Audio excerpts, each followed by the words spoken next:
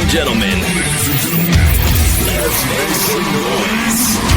You want it. Testing, 1, 2. Well, you got it. Tunes Brothers. In the house. You ready? In the house. The show will begin now.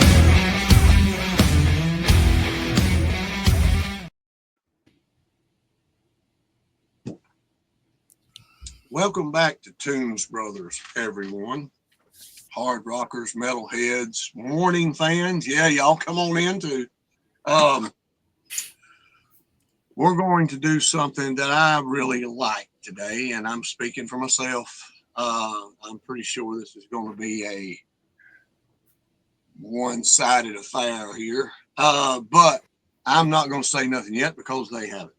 But we're going to do Vince Neil Exposed, his first solo album after he departed from Motley Crüe. This album came out in 1993. It sounds like your typical late to mid 80s rock album. I'm not going to give my take on it yet. I'm going to wait and do it in turn because I hadn't been paying attention since I've been doing this and I've been going out of turn. But the musicians on this album, Vic Fox. Does anybody know him? Yeah, enough's enough. Robbie Crane. I know who he is. Yeah, I know who he is. Yeah. Dave Marshall. But you have to be careful here, Scott, because some of these musicians are credited, but there were actually only 3 musicians who played the instruments in the actual studio. Oh, well, I'm just going with who's on the CD. Right. So these people are credited. Like Vic Fox, he played the drums in the studio, but all guitars and bass were played by Steve Stevens. Mm-hmm. So really?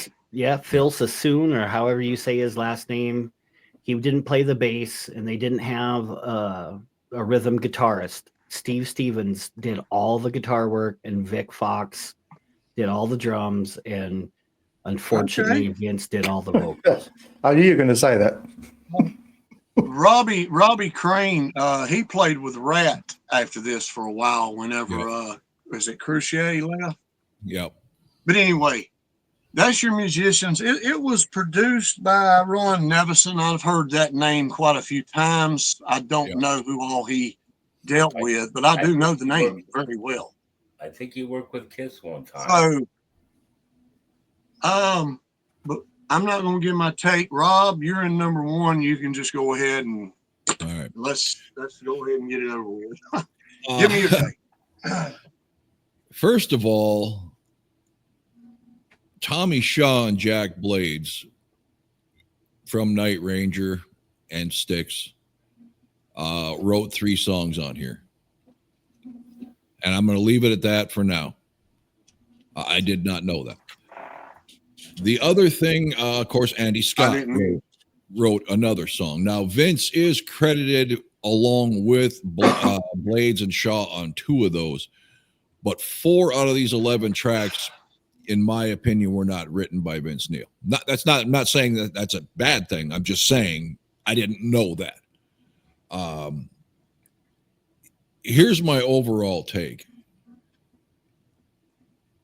It's clear Vince wasn't the writer in Motley Crüe, but he's the sound in Motley Crüe. I absolutely enjoyed this album. In fact, I got 4 playlists out of this album, and I had only ever heard 1 of these songs before. However, there's always a downside, and there's a reason Guns for Hire are Guns for Hire. Uh-oh.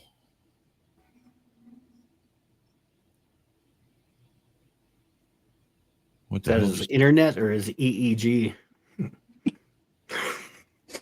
I thought I was the one having the thunderstorm. I really want him to hear this. So yeah, did you know that Tommy Shaw and Jack Blades wrote these songs? I did not until I researched the album.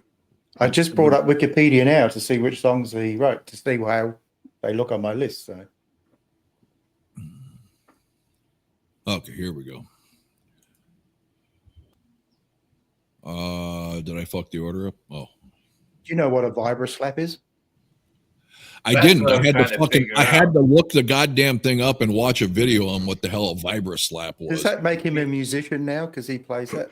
What is a vibra slap? He actually does play guitar. Yes, he does play guitar, but not okay, on that album. Can you hear me now, Scott? Does he play guitar like Nikki Sixx plays bass? No, actually, he plays much better. Doesn't play too bad. Can you hear it, Scott? Oh, it's plugged in. Yeah, he's a strummer. It's Megatron voices, man. I think I did catch you saying that you enjoyed this. Yes, and I held off because I wanted you to hear this next part. There's always a downside to most albums, most bands.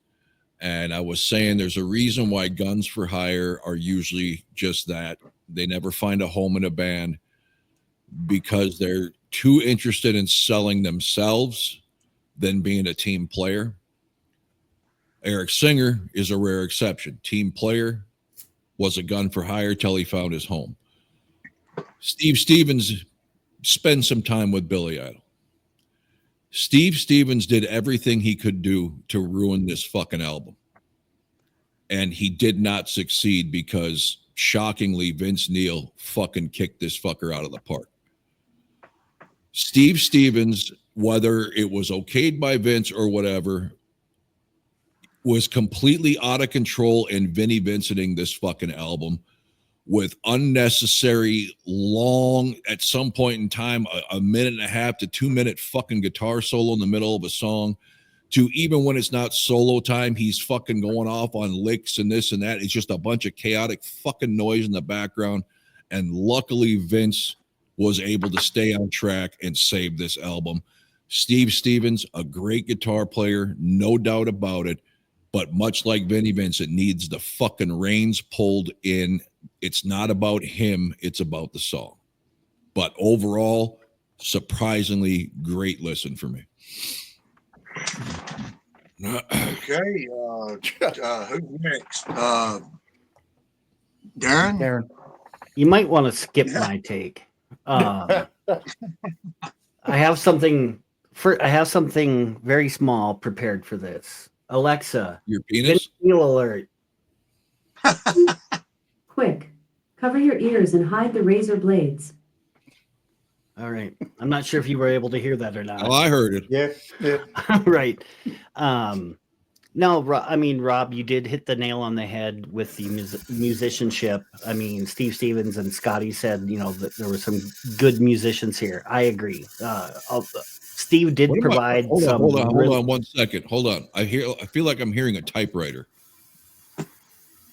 You flushing, Lou? Is that a flush, Lewis? Not a flush.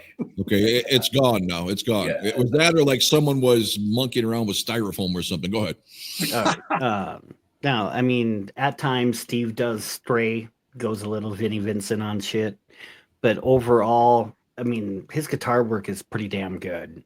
Vic Fox, great on the drums. But for me, I cannot get past the trademark nasally voice of Vince Neil. I mean, and Scott, you should have known better to pick something Vince Neil related, because I'm not going to like it. I mean, hold on. Yeah. Why? Go ahead. Keep going, Darren. What the hell's wrong with his voice? I mean, I understand live in the last 10 or 15 years, man, of course, but what the fuck is wrong with Vince's voice? It's something about him. So I've never been a huge fan. Maybe some of the early stuff. And before we started recording, we were talking a little bit, and it wasn't the song that was playing right at the end. It was the shit before that. Come on and dance. Yes.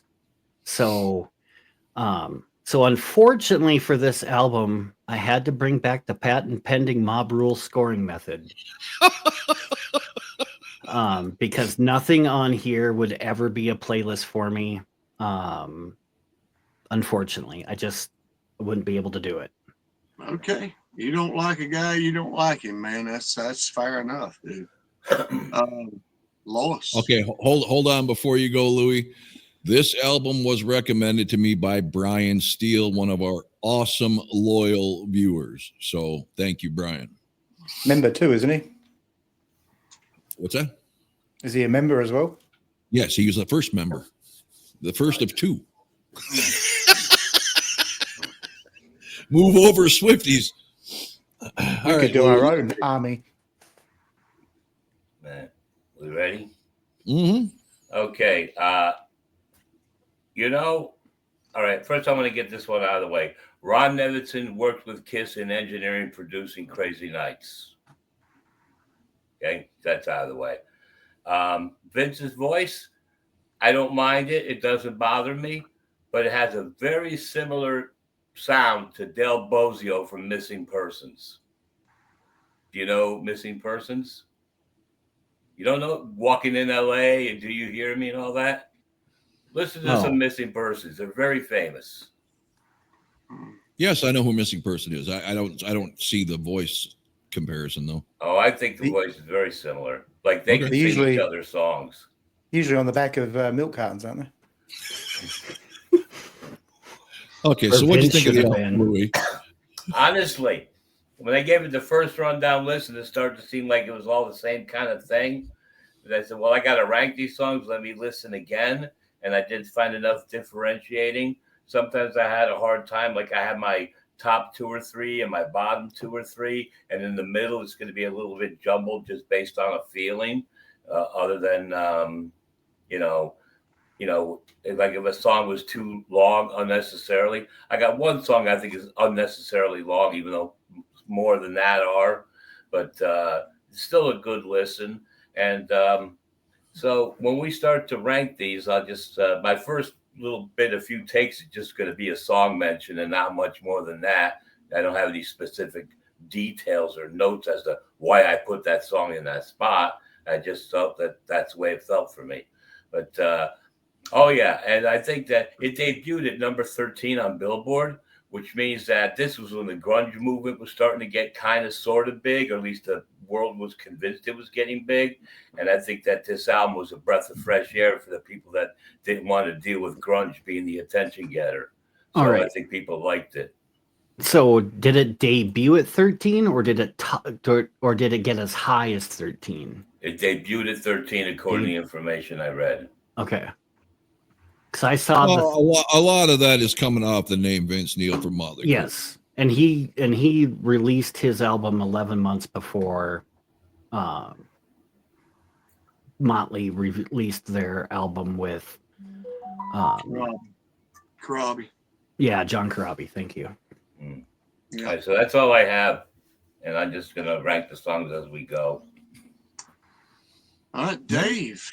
Well, you've probably got more than I've got because I only got to listen to it once, but I have done a ranking. Now, I must admit, going into it, I really wanted to hate it because, like Darren, I can't stand Motley Crüe. And it wasn't as bad as I thought it would be. So there are a couple on here that were, but for the most part, it was good. And according to Wikipedia, it peaked at 13. So if it debuted at 13, that's as far as it went, and then it dropped. Okay. All right. Let me get my take on this. Okay. This is an album that I think if it would have been released, like I said, in the mid 80s, give or take, this would have been an absolute fucking monster fucking album. And Vince Neil didn't have anything to do with Motley Crüe. If it would have just been him and another band name, this would have been fucking enormous. Now, I love Motley Crüe. Everybody knows that. I love Vince. He's my favorite member of the band anyway, because of his voice. Now, he really shows out his voice on this fucking album, bro. This sounds like a Motley Crüe album. If you didn't know any difference, you would think it was with Motley Crüe because Vince is singing. So I think it's awesome. I really do. I think it is badass. I seen this tour in a club in Charlotte. Mentioned it to Rob. I don't know if you guys were on here yet. The only time I've ever been to a concert / club concert, whatever the hell you want to call it, and literally be like second row to the stage on the floor. I'm sitting there jamming. The band is looking in one direction behind me. People are starting, I'm seeing in my peripherals, people are starting to turn around and look. I turn around and look behind me. It looks like a movie set behind me of a barroom brawl. Everybody is fighting. I'm talking the whole damn place. Chairs, bar stools flying through the damn air. If I would have been 7 or 8 feet back, I'd have been right in the middle of that fucking shit. That was the craziest thing I ever seen in my damn life, and being just feet from it and not even know it was going on because, the music, until people started fucking going down, but literally the craziest shit I ever seen at a concert. They were phenomenal. Vince had a little weight on him at the time. He wasn't the slim Motley. And if I ain't mistaken, wasn't cocaine and heroin days?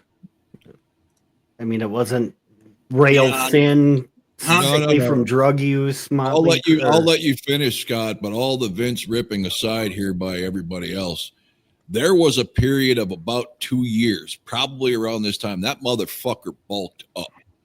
There are videos of him buff. I mean, he was fucking in good shape at one time. Okay. Great album, in my opinion. I think it's fucking fantastic. I love it. Actually, there's nothing on here I don't like. And, but there is a couple that, like Louis said, or one especially, that's unnecessarily long. And I don't know what the hell they were doing in the song, to be honest with you, and I'll get to that. But Vince's voice saves the damn thing. The chorus saves the song. But anyway, okay, that's my take on it. I love the damn album. I love Vince. I always have. I know the last 10 or 15 years hadn't been good to him, like a lot of singers and stuff, man. But besides that, I've never seen him and him not be spot on. Okay. So, well, are you having audio problems right now? Yeah. Okay. Can you at least understand what's going on? Let me go out and come back in again, see if I can get this shit straightened out. All right. Y'all go ahead and bullshit or whatever. Yeah, we will. Back.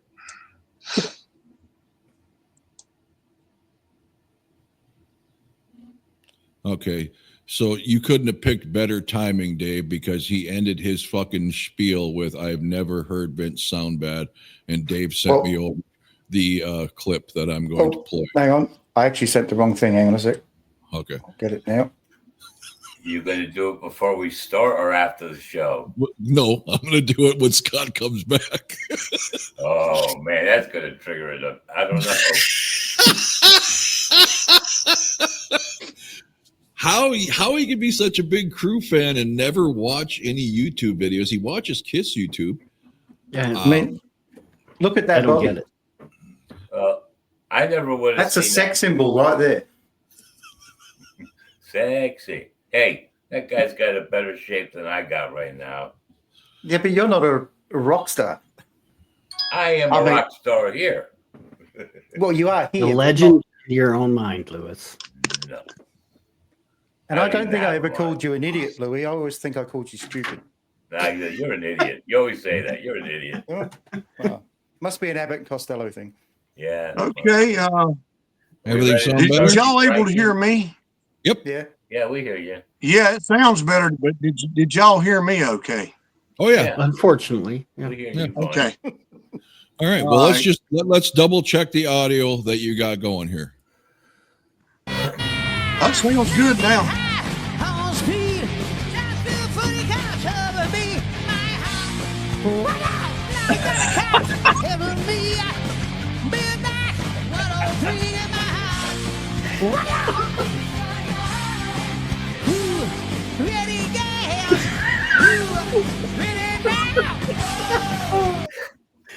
Okay, so you had said you'd never heard Vince Neil sound bad before. Now you have. And that's what you pay hundreds of dollars to see? Fuck that. No way. Hey, motherfucker, I never seen him like that. And I've I never always seen him said, I've never seen him any other way. I don't know how the hell that's possible. Well, I don't know when the first time you've seen him, man. But anyway, I always said, even back in the day before he couldn't sing that song live, I always said he's going to have trouble with that fucking song one of these days, because they got to keep it in the set. Or they don't have to, but they do. That was a fucking mistake. But anyway, yeah, thank God I never seen that from Vince live. Now I will say, I did see him sing that song, but he done good, but he didn't, he wasn't able to hit every damn word, but he wasn't goddamn just spitting out shit like that, man. That was crazy. That was almost fucking hilarious. I was laughing my ass off. What's the name of that channel? Because I'm going to look up and see if he does other stuff with other bands. I'll find it for you.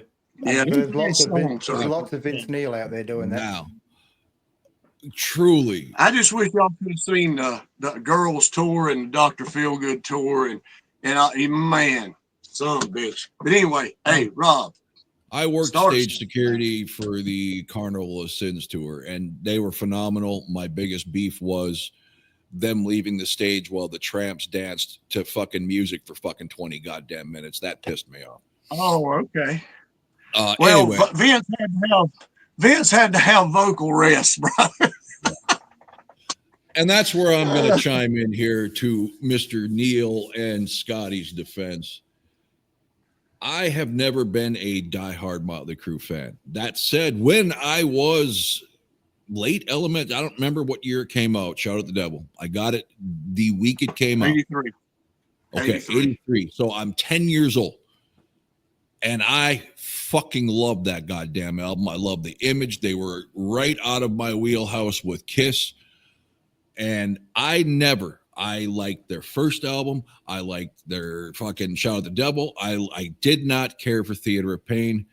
But we have to do that album because I never listened to anything more than Smoking in the Boys Room and Home Sweet Home. And I fucking hated both. And I still hate both. So I never, ever checked out the album. But I liked the Girls, Girls, Girls album. I've never in my life, until recent past decade where he struggles with breathing and singing, ever thought Vince Neil had anything but a great fucking metal voice. I don't know where Darren gets that from. I don't know where anybody else gets that. Yes, you look at him now live, it sounds like horse shit. That first fucking album, I will put that goddamn album up against almost any other band's fucking first album.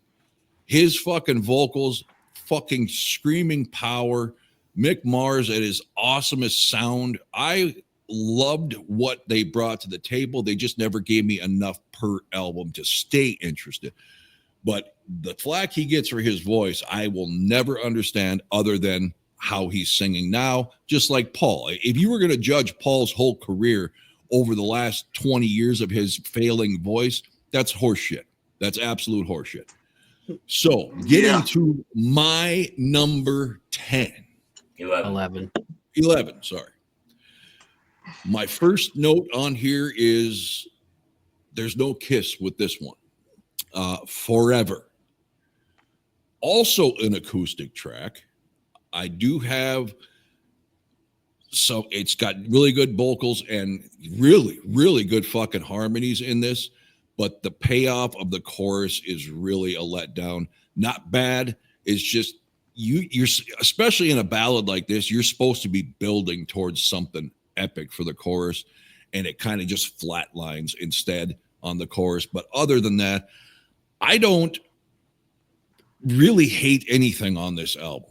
I don't love everything, but that song falls there just because it A is a ballad and B, choruses mean everything for me in a ballad, and it just didn't have a strong enough chorus. Who wrote that song? Who what? Who wrote that song? That was Vince Neil and Steve Stevens, I'm sure, because I have the ones written down that weren't. Neil Stevens and Susan. Yeah, Susan is like his writing partner through most of this.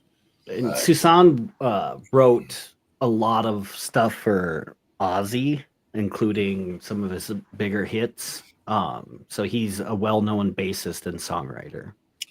And let me throw this in before we get too far off track. I looked up Ron Nevison.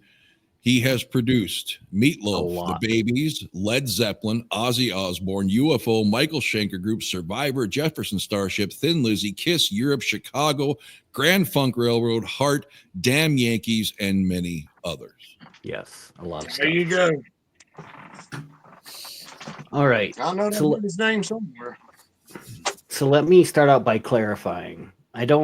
I gave this album a fair shake, just like I do with everything else that we review or that we rank. I have listened to this album in its entirety at least 5 times, if not more. I do not hate anything on here. I just don't like anything on here either. I think the musicians... Not one? No, not really. No. Wow. And I tried. Like Dave said in his opening, right? He wanted to hate it. Same here. But I gave it a fair shake, and I just came away with, I just can't do Vince. And it's not, and I'm not just basing that off his last 10 years or whatever. Just like I wouldn't shit on Paul Stanley for the way he sounds now. I've never really cared for Vince Neil. Now, their debut album may be the only one that I like 4 or 5 songs off of. Where the rest of it, I've never been a fan of Vince. I've never understood why this band was so goddamn popular when there was a lot better out there at that same time. Like what? In my opinion. Huh? Like what? Like what? Let's see. When did they come out? Motley Crüe is, we're talking before Warrant, before Poison, before Danger, and all the stuff we preferred. Right now, their only competition would have been like Quiet Riot, Twisted Sister, and Rat. Wasp. Things like Saxon and fucking stuff like that. I mean, no. Keel, Crocus. Well, I mean, obviously, I didn't give Crocus a fair shake, and we ranked one of their albums, and that album was really good. I still haven't gone back and listened to anything else, so I can't say that the rest of their catalog would shake up. I can shed some light on why they got so big so fucking fast. Image was part of it. Huge part of it. You had Quiet Riot, who had a, George Costanza balding head with Richard Simmons curly rest of his hair. You're right. In striped spandex. You had fucking basically Rat looking as bad as Dawkins did in fucking the hair metal stuff. They look fucking terrible. And here's Motley Crüe looking like the second coming of fucking Kiss. Fire, blood, explosions, heavy fucking sound. You bet your ass Image has a ton to do with music, especially in rock and heavy metal. And at the time, like I said, the pretty boy hair bands hadn't been born yet. So Motley Crüe stood out like a fucking Tyrannosaurus Rex amongst fucking mule. I mean, but I understand the Image. I do. Kiss says a lot of bands, but to sustain that. Oh, absolutely. I'm just saying that's what helped people take notice, like because Darren was saying, I don't know why they got so popular. No, first they opened people's eyes, and then they stuck around for the music. I don't care if you don't like Vince Neil. That's your prerogative. That don't bother me. I just had to say Vince Neil. Even I can't even say just studio because I have YouTube. I live on YouTube. I've watched plenty of old Motley Crüe stuff. Motherfucker sounds amazing live in the fucking 80s. Look at Jailhouse Rock on the Girls, Girls, Girls album. Much as I don't care for that cover or the original song for that matter, he fucking screams his fucking ass off on that thing. Let me clarify. What I should have said is, okay, because I understand why they drew what they did, right? I mean, because of that image. What I should have said is I don't understand how they maintained it based on the material. To me, they are a lot like what I would consider the discography for Van Halen. It just doesn't maintain. They don't have, for me, there wasn't enough for me to continue to enjoy that band. And it has mostly to do with Vince's voice. Like I like Mick's guitar. And I know Nikki Sixx gets a lot of shit, and he should for not knowing how to play bass. But political views aside, because most of that didn't come out, or I didn't start paying attention to that for the last few years, and then that's when really those Nikki and Schlong Boy behind the drum kit have really turned me off as pigs that are humans, right? Well, so let's not forget Vince also had a sex tape, and I saw it, and he's no slouch either in the old unit compartment there, but that's fine. Not everybody's voice is for everybody. People don't understand, like Scott, how I cannot, hearing Dio's voice, I want to fucking start to take razors out and start cutting myself. Same with Bruce Dickinson. GF Tate. There are certain singers I can't stand. You can't stand Vince. That's great. I just wanted to make sure everybody understands. He didn't always sound like this live. Yeah, and I'm not basing it off of the way he sounds now. I've never really cared for his voice all that much altogether, regardless of him not being able to sing. Like I would also disagree because I think Motley Crüe is like Kiss, where they have a ton of deep cuts. Most of the Motley songs I love were never even fucking released. And that's off every fucking album that I've listened to. So yes, I get, and that's the way you hear it. That's fine. That's some people think I'm nuts for saying I only like 2 or 3 Van Halen songs or AC/DC songs per album. That's just the way it registers to you. That's fine. I just disagree. I think Motley's, and that's fine. Like it's not for a lack of trying. Right? It's not like I haven't given them a shot. It's not like I mean, I don't want to come off like the biggest Motley fan in the world because I'd be a hypocrite. I'm not. But yes, I hate their political or Nikki Sixx's political stance. I can't fucking stand how goddamn proudly stupid Tommy Lee is as a human being. But I can't discount a great band. I just can't. It's not just image. Image helped get them noticed, just like Kiss. The music took over. 50 years later, they're still a legend because of the music, not the image. It's the music, bro. Yeah. All right. Louis. No, I haven't even given you my song pick. All this, and Louis and Dave are unfortunately falling asleep. I'll keep it quick. 11K, Getting Hard. That's it. 11K. Getting hard, huh? All right. Something I may never do again after listening to this album. Wow. So a good dude's voice gets you hard. Okay. Semi-hard. All right. I was going to say before, I was living out in California when Motley Crüe came on the scene and did their, that whole big thing. And they were playing a lot of their stuff on the radio.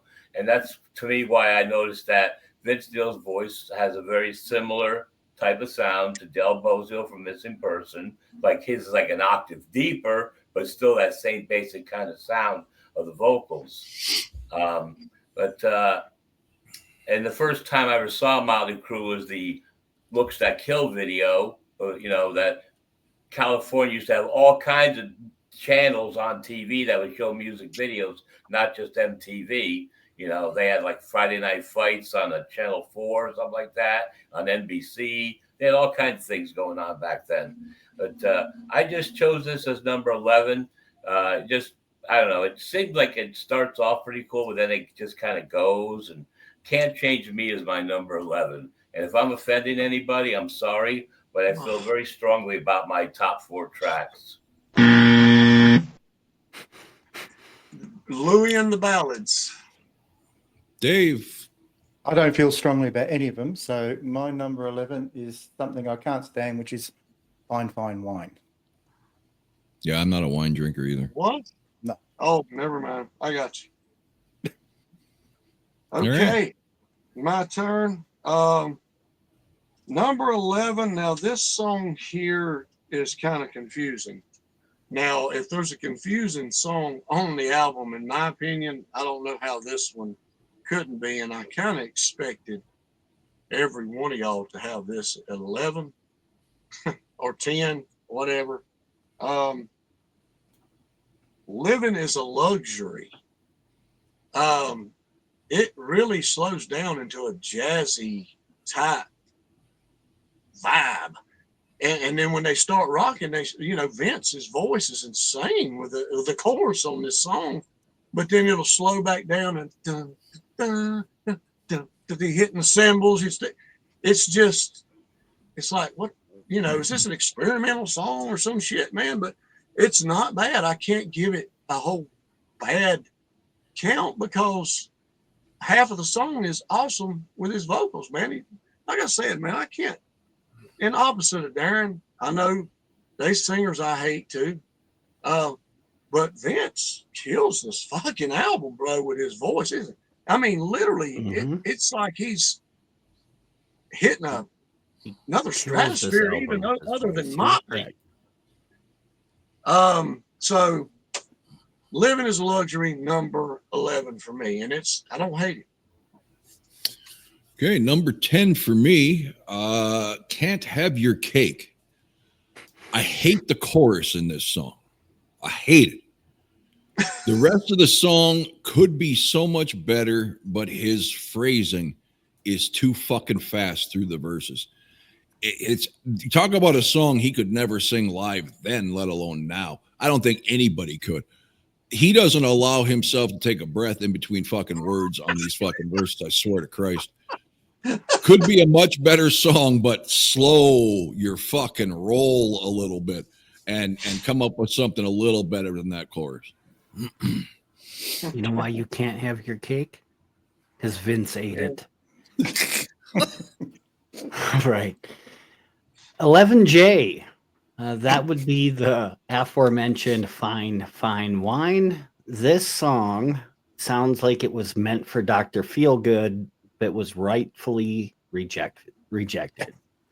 It has that same sound to it. But again, something maybe that was held over. I didn't take a look at the writing credits on this one. Fine, Fine Wine. That's Vince and Phil Soussan. Yeah, that's what it reminded me of. It could have easily been on that album. I think it would have fit just fine. Fine, Fine Wine. 11J. Okay, Lewis. coming in number 10 for me.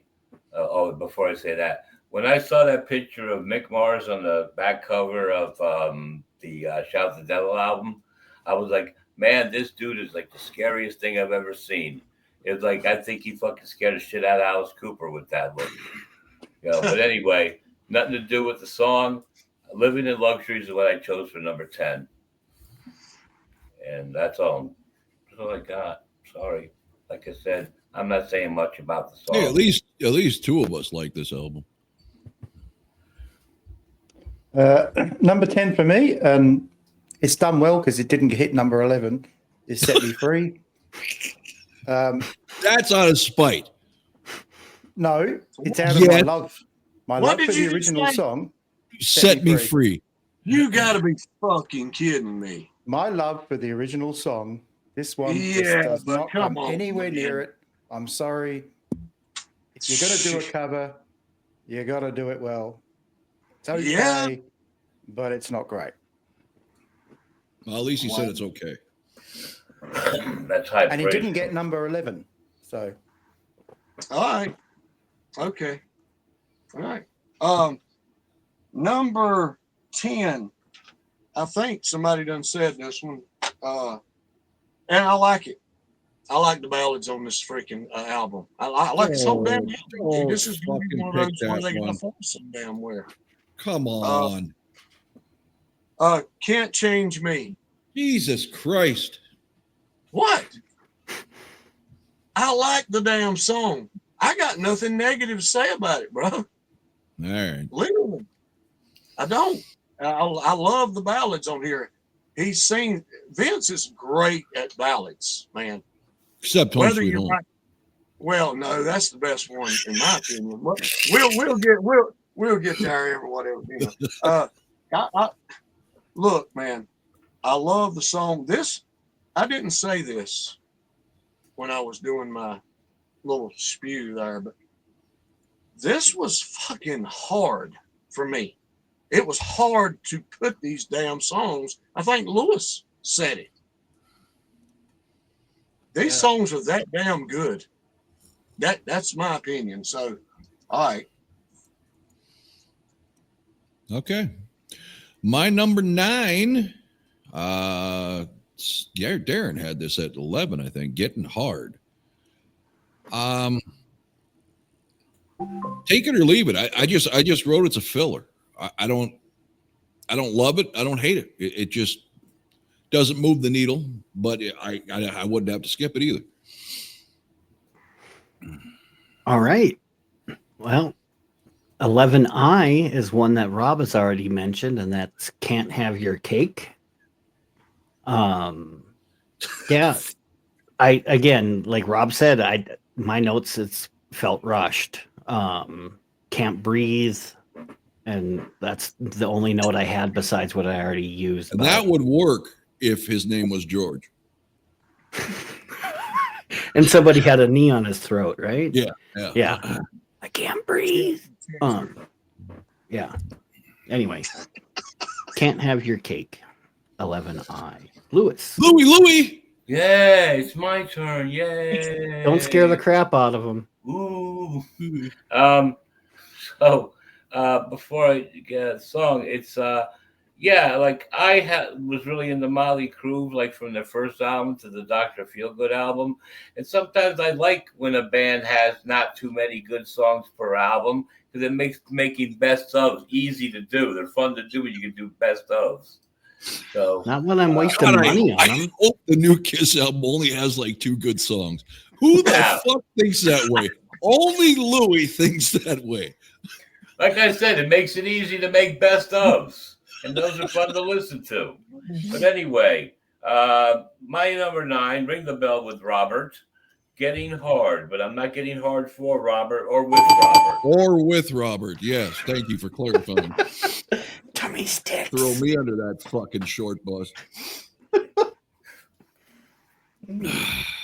Anything to add about Getting Hard, Louis? No. That's it. Okay. I was lucky I was able to listen. I mean, I like listening, but to listen and rank was very difficult for me. Like I said, some songs I like, some songs I didn't care for, and in the middle I wasn't too sure. So that's how it goes. I got, I don't know what else to say. There's not going to be much about this. It ain't like, where I know Kiss so well, I know all the nuances and everything. I can speak more elaborately on that. But as far as this album, it's a brand new listen. I never heard it until yesterday and part of today. Can you still get hard, Louis? Of course I can. I'm Italian.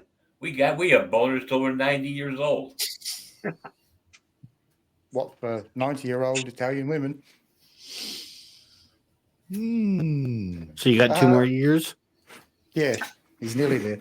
Yeah. Dave, did you draw your next pick out of a hat yet, or? No, I've got it on my list. My number 9 is The Edge. I actually like the intro to this one. Oh, look. You're going to do this every time I put a song up. Damn. I think you're doing this, I know, to piss me off.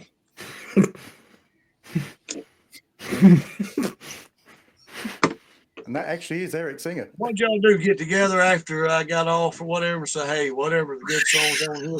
One of you fuckers put them all at the bottom to piss him off. Oh God. Well, I we didn't don't know say it what was your a bad favorite song. song. We don't know what your favorite songs Yeah, are, so how but we you- picking on you? I don't know. I gotta have a damn excuse. Hell, what the hell? If I Anyway, listened to this album a bit more, maybe things would change. You can always just blame it on your bad taste, like usual. I mean, that's, yeah, there you go. That's cool. Bad taste, I'll take it. Whatever. All right. I matched up with somebody. I don't know who now. Oh, you can eat your cake, but they don't want you to have it and eat it too. So Darren. that's my number. Was that Darren's? Number 9. yes. Number 9. No, Okay. Number's wrong. It's 11 yeah, that's number 9, ain't it? Yeah, it's your number 9. I think it's a dude. It's like I said. I can't say nothing now. I like the chorus. I like how he sings it. I love the verses. I love the jam. Everything's good about this song. I don't. It's not going to be too negative for me.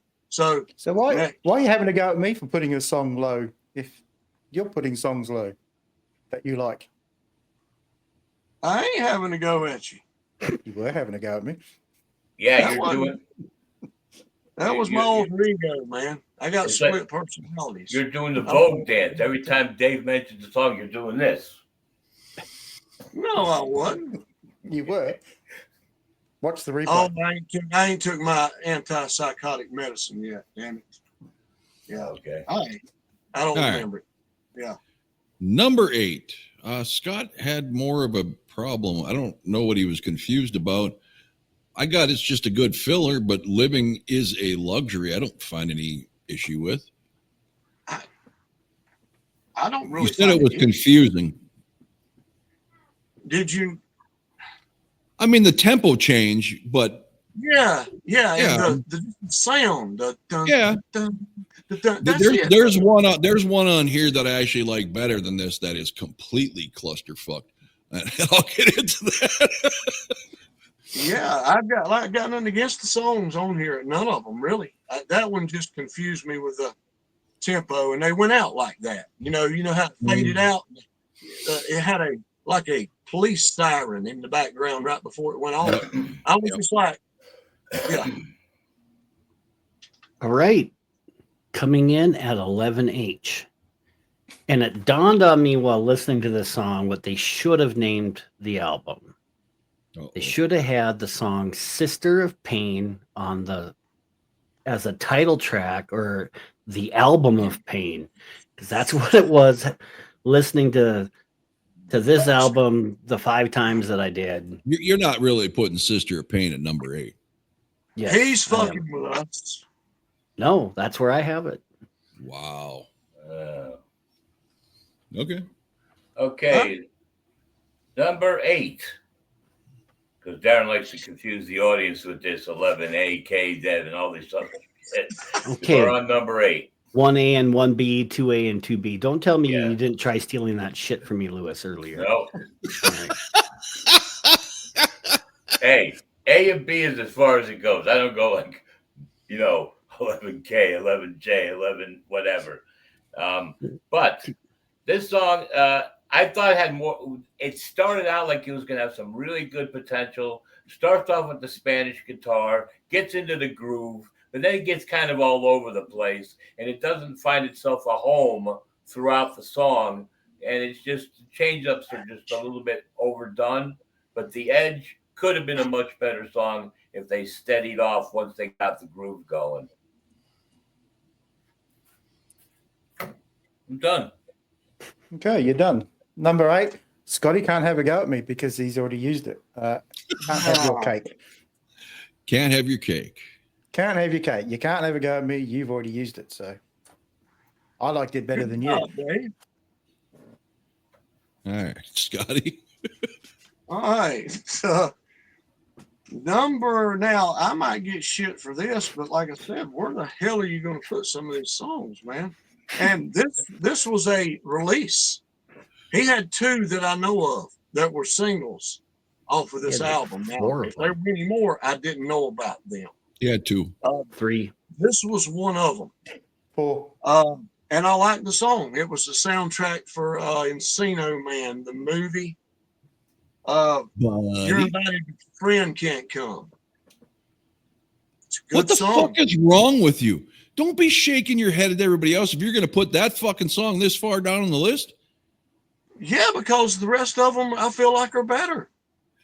It just because you like it better because you've known this is probably the only song you know off of this album, right? It was the only song I knew, but it's a fucking. I'll get there.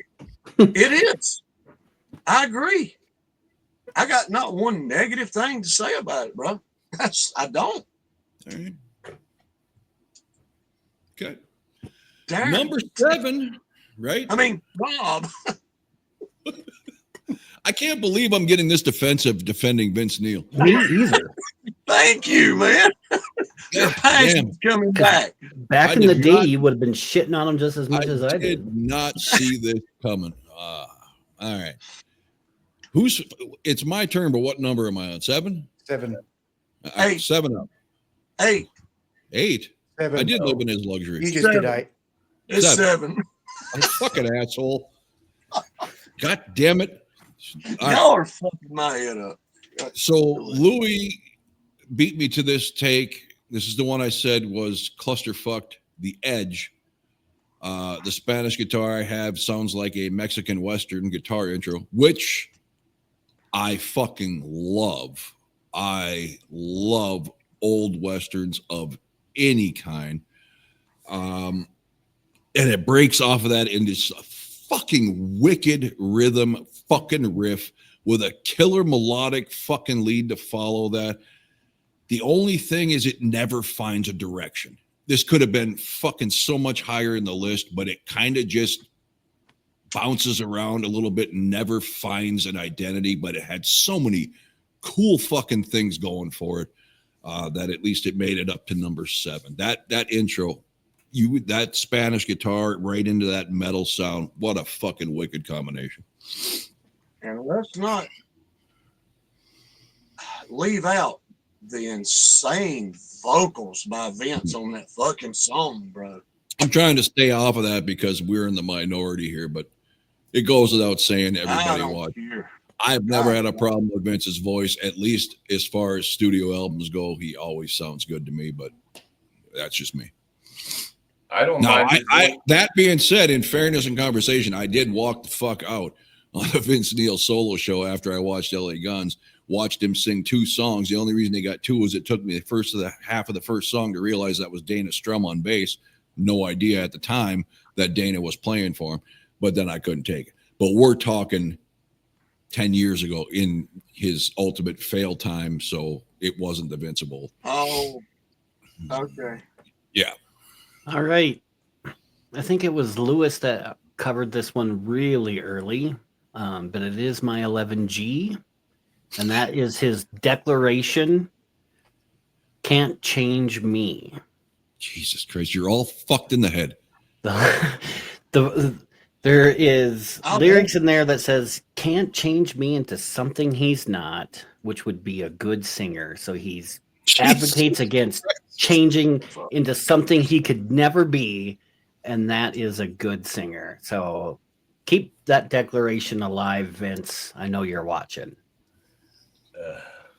Okay, let's see. I'm one of the people that don't mind Vince's voice on the albums and on this, and I think it's fine. It works for me. It's like that's his signature sound, and I roll with it. You already shit on that goddamn song, Lewis, so don't suck up now. Oh, I don't. I'm not defending my part on the song. The song stays where it stays. I don't know, it just annoying. It was too repetitive, too thing, whatever. But you're giving away. It's in your top 3, that's for sure. It's not number 1. Now, this song reminds me of Dio's "We Rock" by the way the song is played. It's the song I think is much longer than it needs to be, and that's "Look in Her Eyes." That has a very Dio-esque "We Rock" type riff going on with that song. I said, what does the song remind me of? I asked it a few times and then I figured it out. So which one? Number 7, "Look in Her Eyes," or whatever it's called. Oh, okay. Yeah. That's what I chose for number 7. Davey Boy Smith. I've gone number 7 is my Viagra song, Getting Hard. It's probably a bit stiff to be this low, but that's just how it rolls. Okay. All right. Number 11. All right, look. We got 7 up here, Scott? That's what no, I don't. Well, definitely for him, not. it should be 11 Whoa, up. whoa. Yes, I do. Or 10 Yes, up. this is 7 up playlist for me. All 7 songs are playlist for me as of the day before yesterday. Yeah, I'm glad I don't have to listen to your playlist. Damn, man, I couldn't believe it'd been that long since I didn't remember it being this fucking Bad. perfect. But anyway, I guess we're gonna. How many people said Getting Hard, man? Whatever that says. Yeah, is that Viagra or something? It says my tits may be fake, but my cock is real. Oh, okay. All right. I fortunately enough, I haven't never. What is it? I've never had that happen to me. Thank God. Encounter. Have you guys always had that experience? notice the Adam's apple first. I mean, I've never had that happen to me. Have any of you guys ever? Louis was face palming there. He's remembering something he went through. Oh, okay, Louis. Damn, I didn't know you had that problem. Well, I mean, said he lived in California. I assumed it was San Why Fran. are we talking about this? Is why I'm doing the face cover. You know? I was going to say, when I was head of security here in my job here, we actually had to look after the lady boys from Thailand. Oh boy, some of them were gorgeous. Just got big clits. That's the problem. Jesus. I have. Big clits or small dicks? I mean, well, depends how you want to react? It's glass half full, isn't it? How would you react, though? What would you do? I'd punch him right in the fucking dick. That's my reaction right there, bro. Yeah. You have Unless you have a right to do what you want, but you have also the obligation to identify your fucking self before You're it goes fucking too far. A, bro. What happens if you get in one of those? You could hangover fucking situations? traumatize someone into fucking suicide after something like that. You've seen The Hangover, haven't you? Yeah. Or murder. Remember, he sleeps with a lady boy, but he didn't know about it. Oh, I know. That's the funniest goddamn thing I ever seen. what was that, Dave? I missed it. Sorry, the wife was talking at In me. The Hangover, where she goes, I come dude. on you come on floor. Yeah. Hangover 2. Yeah, that was a funny show. Hilarious. Louis getting anxious. No, I'm trying to see if I can make like the Tooth Brother logo is my face. Oh, wrong side. Well, Would definitely be an improvement. For me, it's over there. You'll have to smash his There head on the you wall. go. There you go. There you go. And by the way, Getting Hard is a fucking rocking song. And no cliche. It's a damn jammer. I like it. It's on my playlist, unfortunately, for the title. That's number 7. I don't give a shit. I said it was a bit stiff to be that low. Yeah. That's a good way to put it. I like that. Wait a minute. Right. So they both agreed? You both said Getting Hard, or no? You did Number this 7? around before. Me and somebody, I think, had the same number on that one. Dave, right? what was your number 7? Getting hard. And Scott's was. Yeah, We got hard glad I together, caught that. Scott. Yeah, bone to bone, brother. On the bone. Okay. Still a This great song. is number 6, the song I spoke about in the intro on my take. Holy fuck. Louis flashing again. I think lightning just struck outside. Are you Look wiping now, Louis? look in her eyes. First thing I noticed is the thrash like guitars and beat, and I'm thinking, oh fuck, here we go. But it's actually a good song. He pulls it off. But this is the way too long guitar solo song. Just when you think he's going to wrap it up, they go into a drum fill and the fucker starts into a new solo. I swear to God, they did it to piss me off. The solo never fucking ends. I think it even ends on a fade out of soloing. So Hold on. Steve Stevens ruined this otherwise really cool song. Wow, I never looked at it that way. I thought he actually done a fantastic job. He did. He's a oh yeah. He's got all kinds of cool sound effects and everything, but it just buries the song. After a while, you're like, am I just listening to some guitar virtuoso's instrumental or what the fuck? I can see that. Wank factor. I can see that. Darren, are you done being distracted? Sorry, no, I don't know, I might drop. The wife said that somebody just tried to charge $950 to our card. That was me. Sorry, was I not allowed to do that? No. Damn, please I was don't. hoping I was going to be able to use that son bitch for a while. When I got your list the other day, I actually got your credit card details. What the fuck was that? Did you put a freeze on it? That's what I'm trying to do right now. Did it say where they were trying to charge it? I'm looking on. She must have gotten an email because I don't see it. She got Sure, something that's that not said a it was fraudulent denied. email wanting you to log into some link. It says I don't know. Adelaide, I'll have Australia. to. I'm looking at my email to see if I got. No, I got something. We'll skip you until No. you get it figured out. Oh, you got it? No, Just get out your song. no. Ring the bell because I matched with Rob on this one. 11F or number 6, whatever you want to call it. Look in her eyes. I think it does have a great intro riff. The verse to me has a positive Dr. Feelgood vibe to it. The chorus is catchy, but still too much Vince. But it was good enough to put it, halfway through. Okay. Make sure Amber did not get a fake email. Yeah, I'm looking at it. I got the same email, so it looks Click this legit. link so we can freeze and then you give them all the fucking banking information. Okay, Louis. The best thing is to call your bank and see if they got the notification. 3646. Is that mine or yours? All right. Well, That's the bank. okay. This song. Sorry, Louis. I had to mute Darren. That's fine. This song is. I like the song. It's a pretty good rocker. This sort of like it's like the basic rock songs are pretty much my preferences for most of this album. I like You're Invited, but Your Friend Can't Come, and I got nothing bad to say about it. I'm done. Beautiful. Number 6 for me is because of the cost of living crisis. Living is a luxury, and one that most of us can't afford anymore. Fucking right. Yeah, these songs from here are starting to get a little bit better as well. So, all right. Well, that's good to hear from Dave. All right. Number 10. What? Fucking asshole. Damn it. I'm half awake here. or half asleep.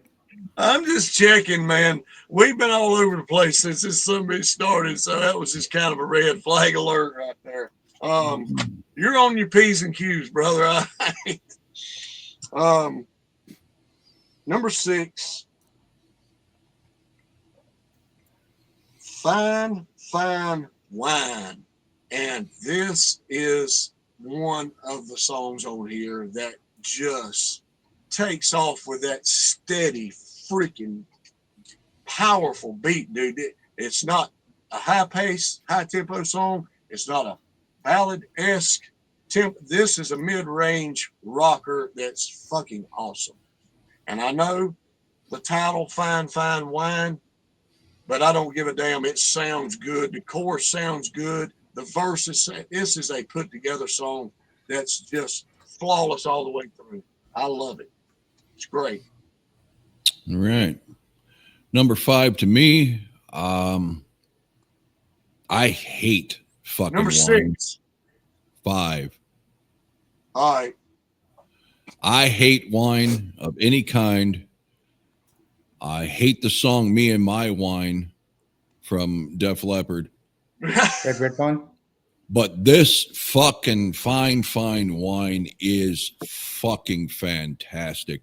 And Scott nailed it with that mid-tempo vibe. The way he does the phrasing on his verses, this is very much his Tears Are Falling type song. Fucking awesome breakdown. My only complaint is they should have repeated that refrain a couple more times in that fucking breakdown. Amazing. Fuck. I had no idea I was going to hear something like that and one other one out of here from Vince Neil. I was fucking floored. I'm glad, bro. I'm telling you, because I did not expect. I mean, as good as I love the fucking album, dude, and Vince, I didn't know what to expect, bro. So I'm glad that y'all, you know, what amazes me is y'all are hearing this for the first time. Well, again, there was so much to choose from back then that you kind of fell into your favorite bands and stuck there. Yeah. Okay. Is Darren back? Yeah. All right. 11E, living is a luxury. These are the words that his dietitian tells him. That living is a luxury, Vince. You need to lay off the Big Macs. $1.03. When you can get them for $1.03, you might as well get them in a dozen at a time. All right, Lewis. All right. This is another good rocker. I enjoyed the hell out of it. I thought it was really good. I didn't like it the first time around, but I went back and re-listened to make sure. Fine Wine. It's a good song, you know. And, you know, if it came on the radio, I would enjoy it, you know. It's, that's all. Sorry. You like it? Sorry to no elaboration. Oh, but I myself do drink wine. My mom, my dad used to be a big wine drinker, and my mom barely touched herself. But ever since my dad passed away, I got to buy my mom a case of, wine that she has one bottle a month for the holidays. What? Nostalgia. Yeah, so she drinks. We have wine very often when I go to the house, and I like it. There's something about having wine with a meal. It's a very pleasant experience. Oh, my wife absolutely loves it. It's so fucking dry to me, whether it's red or white, it just doesn't matter. Yeah, it's great with a meal. Mad Dog 2020. That ain't wine. That's fucking Native American fucking swill. This stuff's like a nickel an ounce. Oh my God, it's awful. Oh. As I say, women whine all the time, don't they? So it seems like a natural drink. And as I say, most Italians, 80% of their blood's made of wine anyway. So, yeah. Number 5 for me is Sister of Pain. I don't have a note. Obviously, I got number 5, so I must have thought it was okay. There you go. Damn right.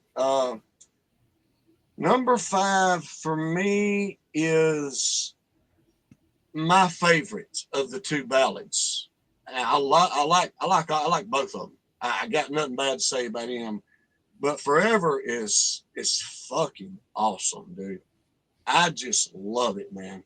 I think there's a heartfelt emotion to Vince in this song, man. That song was about his past wife, right? Or Skylar, one of the two. No, man. It was about his past girlfriend who passed, or wife, who was the father or the mother of Skylar, who died too. This guy's been through some shit. Yes, he has, man. That's what I was going to say. His friend dying in a car crash. I know he was behind the wheel. And look, dude, I know Darren can understand this too, man. And anybody that's got kids, man, I just cannot imagine something like that fucking happening.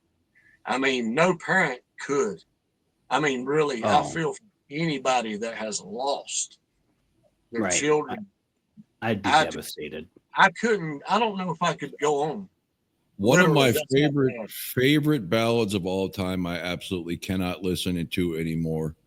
And that's Eric Clapton's Tears in Heaven, because it'll tear me up immediately, because he wrote that about his kid fell who out of a fell window. out of a hotel fucking window because he wasn't paying attention and died.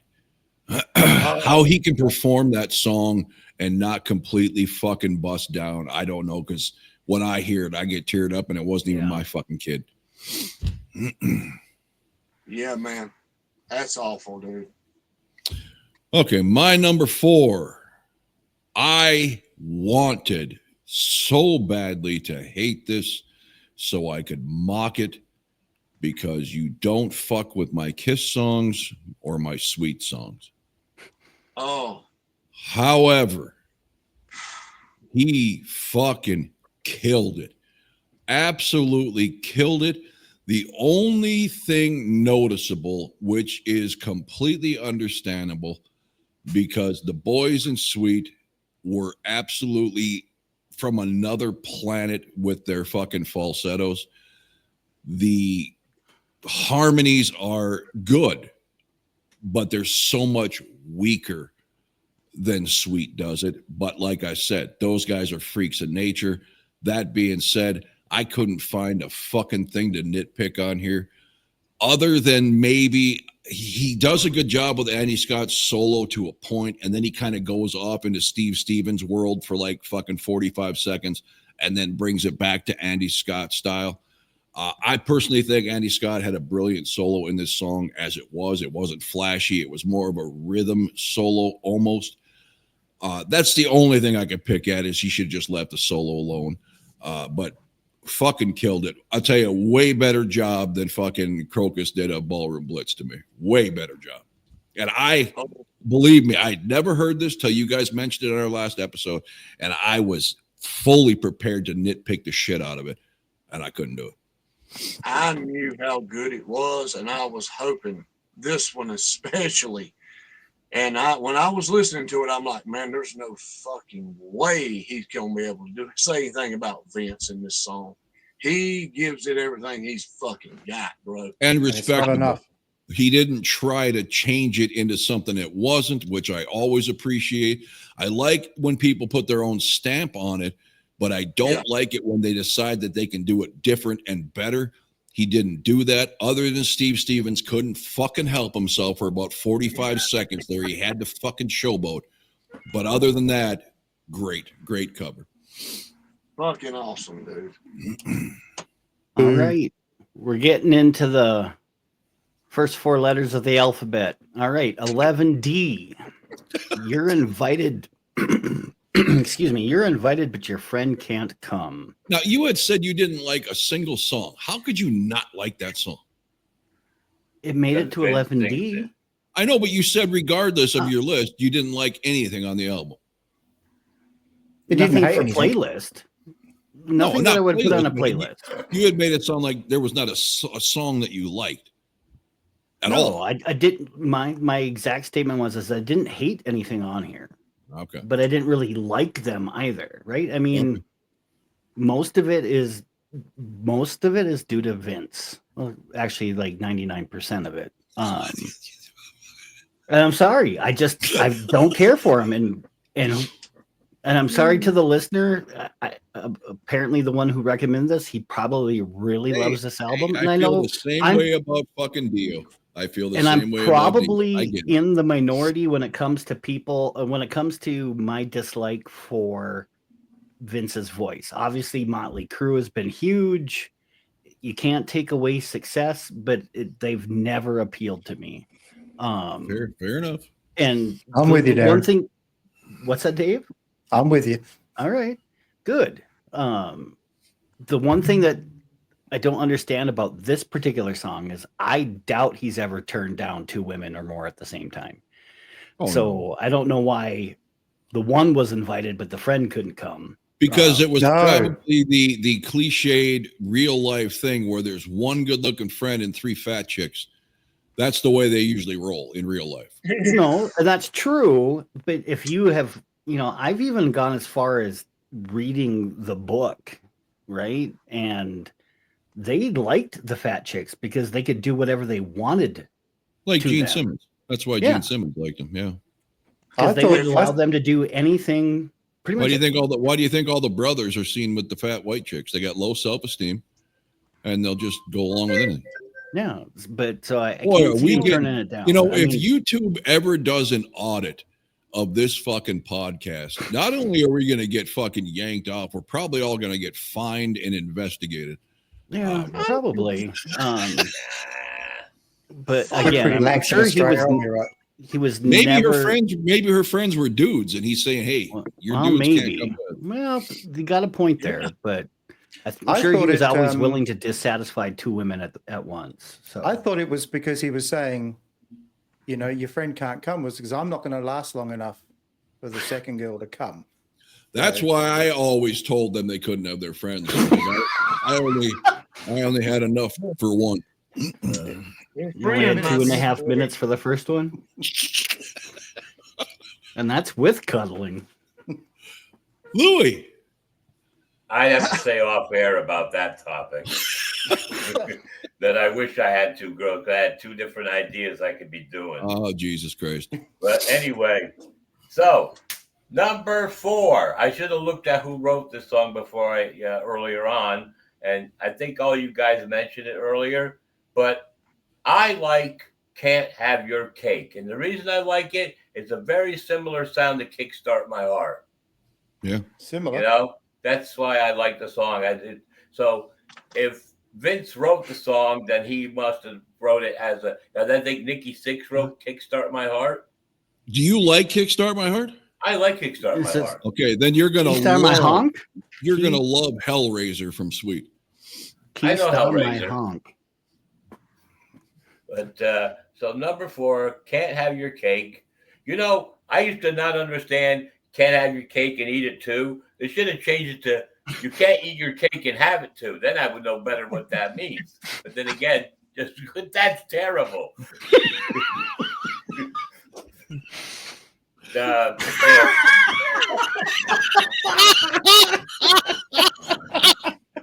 Marilyn Manson and Marilyn Monroe's Spawn.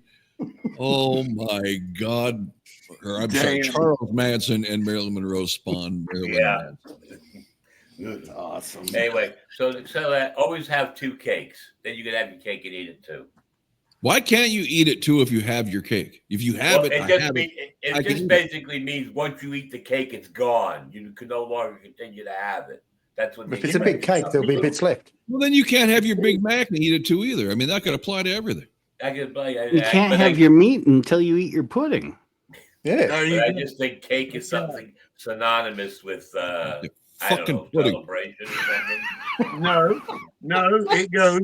You can't have your pudding till you eat your meat. Your meat. How can you have your pudding if you don't eat your meat? Yeah. Good album, Rob. Fuck All off. right. Whose turn is it? Mine. Number 4 for me, love Paul's vocals and Eric's drums on this one. Always been one of my favorites. So 4, not forever, great song. Why are you laughing? It's a good song. Are you? All right. Have I listened to the wrong song? What do you number really am I? like the song? I got it at Number number 3. 4. No, Scott's still on 4. It's not All as right. good as Kisses Forever, by the way. Not even Oh close. yeah, it is. No, it's not. Yeah, it is. Yeah, no, it's not. Yeah, it is. But anyway, Just have number 4. I don't know if everybody. I know a few of you's touched on this. The opening track.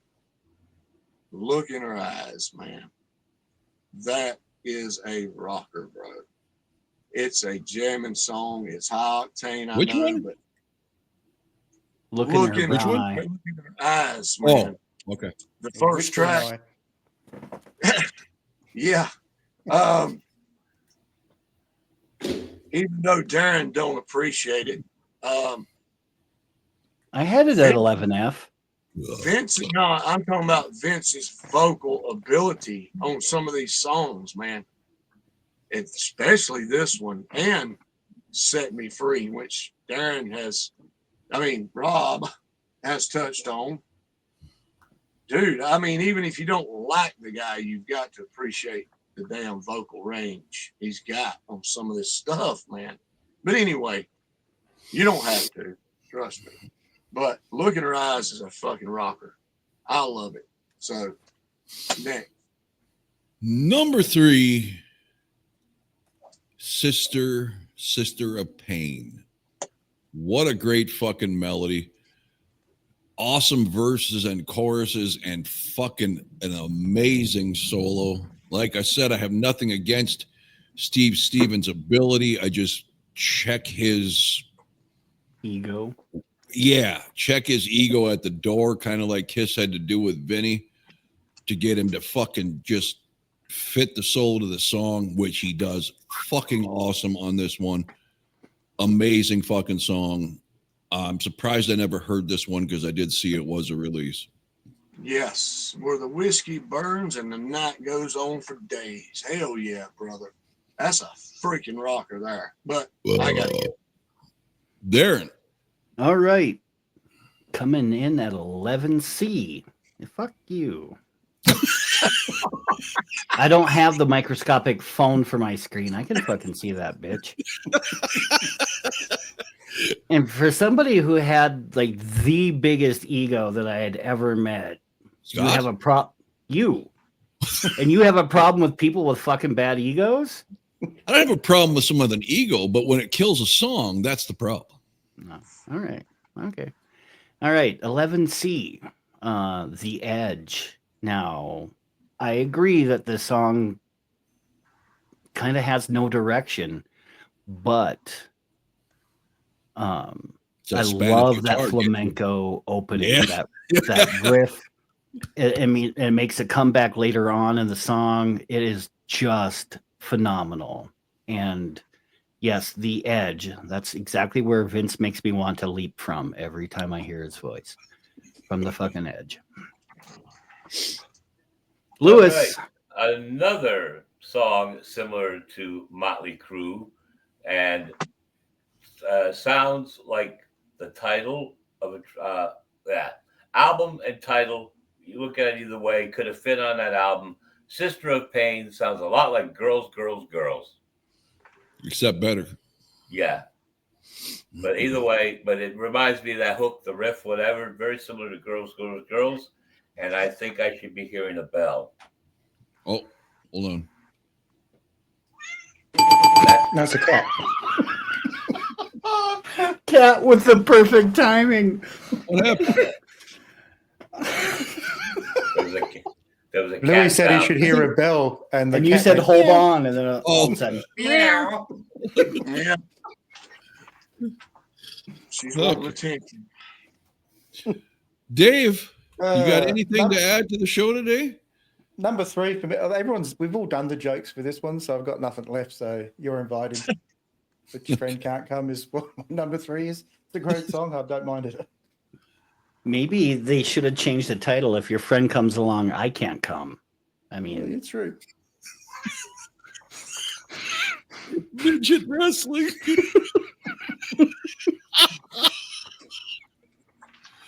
All right. It is whose turn? Scotty. All right. Number 3, man. I can't believe we got a triathlon going here. Sister of Pain. Number 3, dude. Freaking the first song I heard, I didn't hear the other one until I seen the actual movie. But this one was on the radio quite a bit. I do remember that, and that's why I went and got the CD.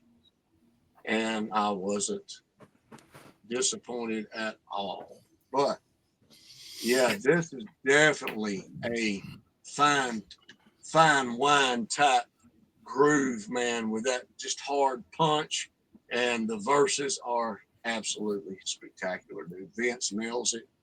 I say no more, man. Perfect song. All right. Just before you go, Rob, there was a moment there where Darren's daughter disappeared into his background, and it was just a hand on his shoulder. Looked like one of the bandmates.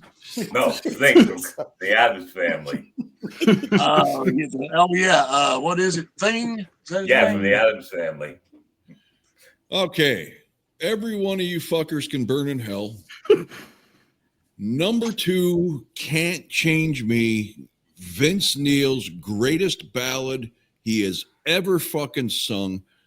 Everything about this song even has more Spanish guitar in it, for fuck's sakes. Sounds like, reminds me of the Latino band No Mercy, who I fucking love. Amazing vocals, soothing vocals from Vince on this. Great chorus and a fucking amazingly beautiful guitar solo. This has it fucking all. This walks all over Home Sweet Home and Don't Go Away Mad and all that other stuff. This, again, this is the other song besides Fine Fine Wine that I would have never guessed in a million fucking years I would hear out of Vince Neil. Can I just say, before you Judas Priest me there, I haven't said it yet. The other 3 you fuckers. I'm shocked right now, bro.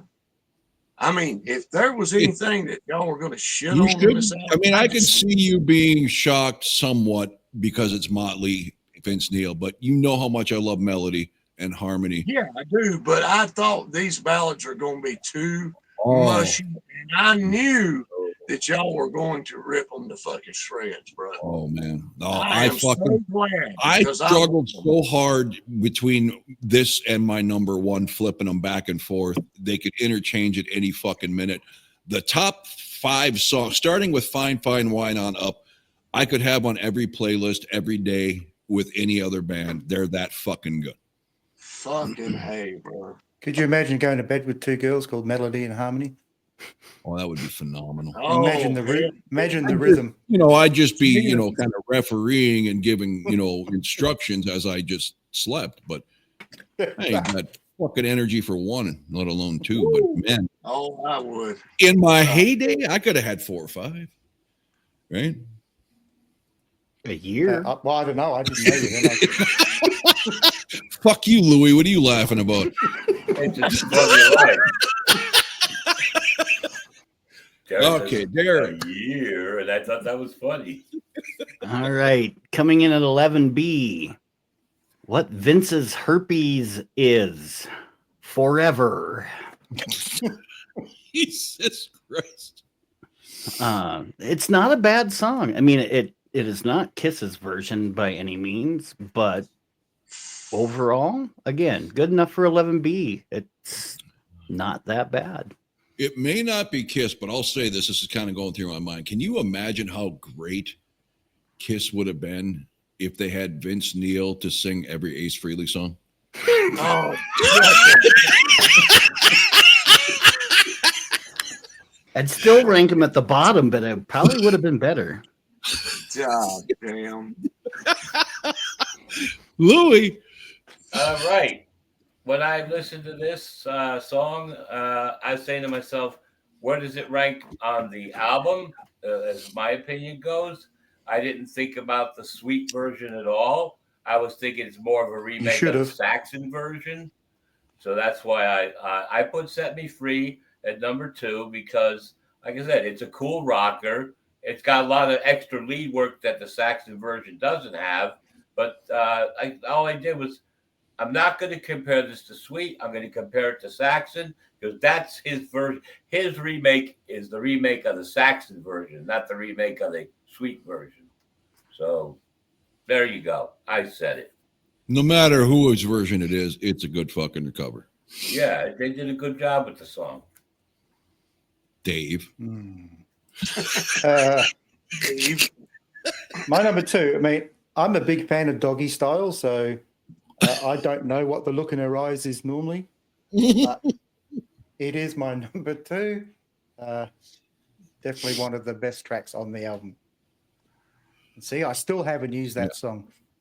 If Dave had to identify one of his former lovers, he'd have to look at the back of the head. Yeah. Look at her bum print. All right. Number 2. And ring the bell because I think this is the first time that me and Louis has matched on this one, but Set Me Free is absolutely fucking awesome.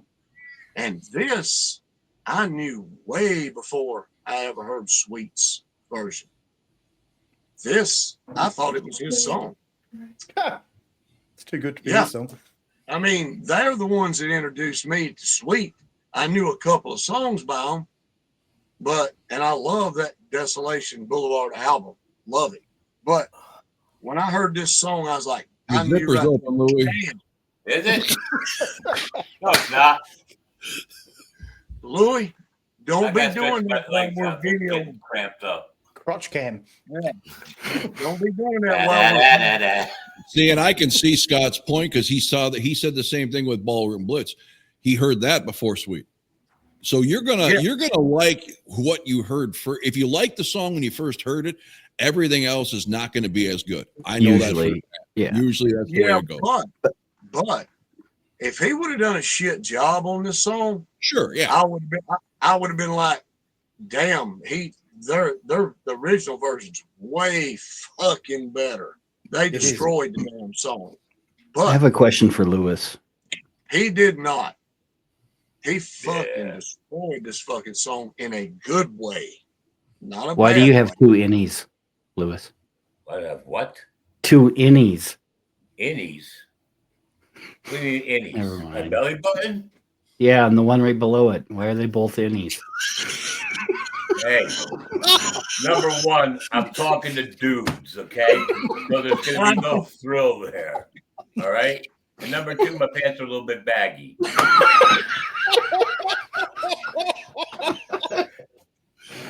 Okay. My number one, and you're all out of your fucking minds again. You're invited, but your friend can't come. I don't care who her friends are or why they can't come. This song is fucking awesome.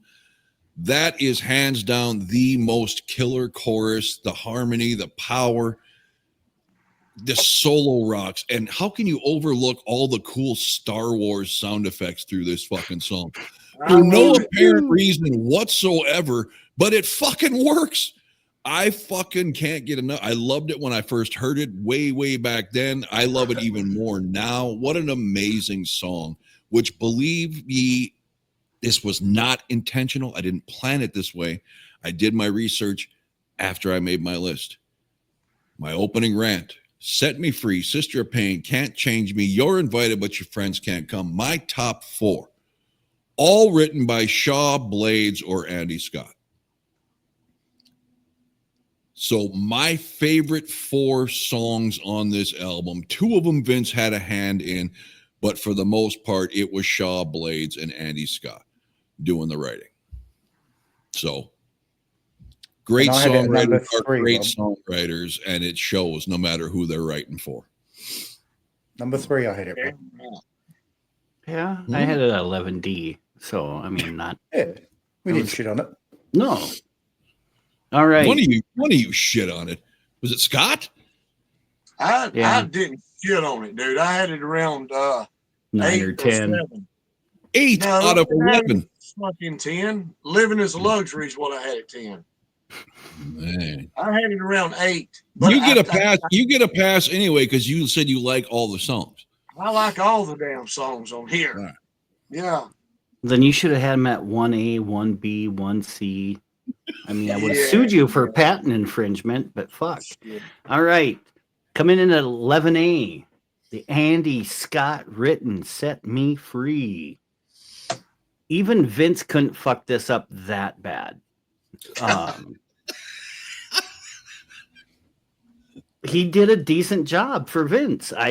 I'll give him credit. At least he didn't outright steal it. You could say he pulled an Ace Frehley, right?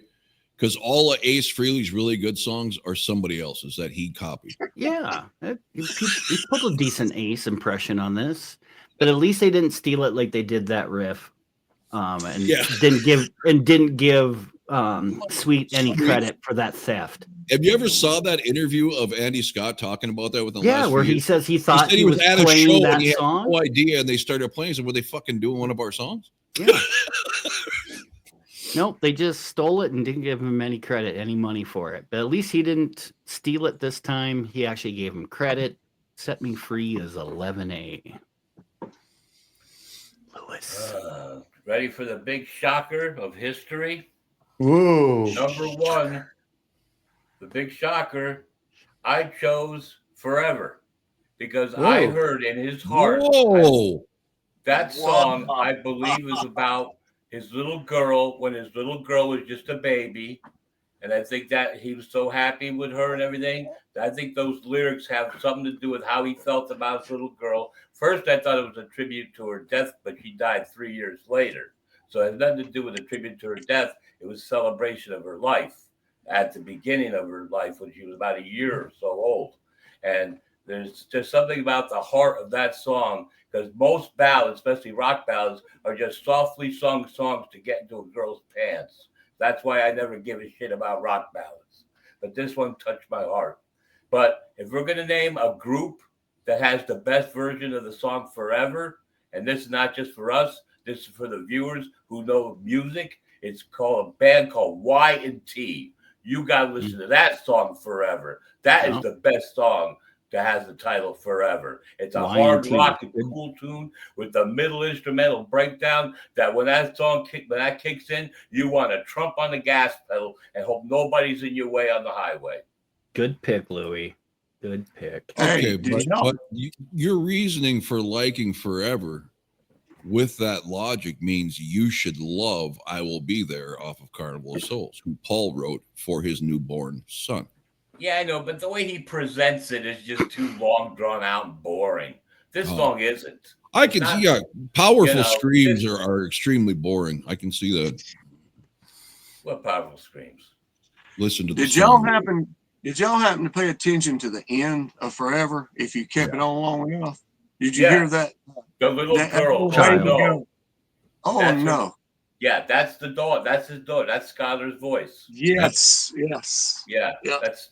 She also coincidentally was one of the voices at the start of God of Thunder with those two kids. Yeah, but see, like the differences between that and the I Will Be There is that this song, like, it's, more. I guess it's just more emotional.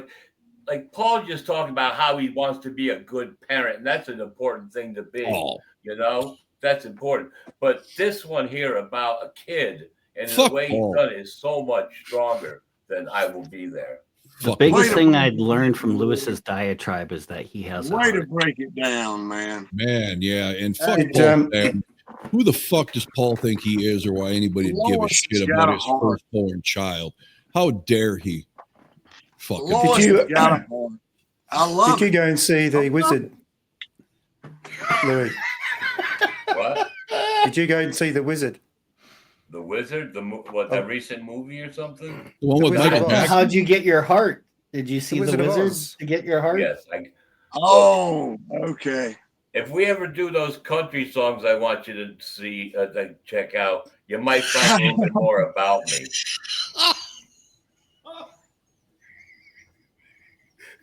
Yeah, let's do that next. I need some sort of brain bleach to get this fucking album out of my head. Don't mention country again, please. Oh, put that back up. Oh, no, I didn't see it. Darren missed it. These particular songs have very powerful impact. Oh, God.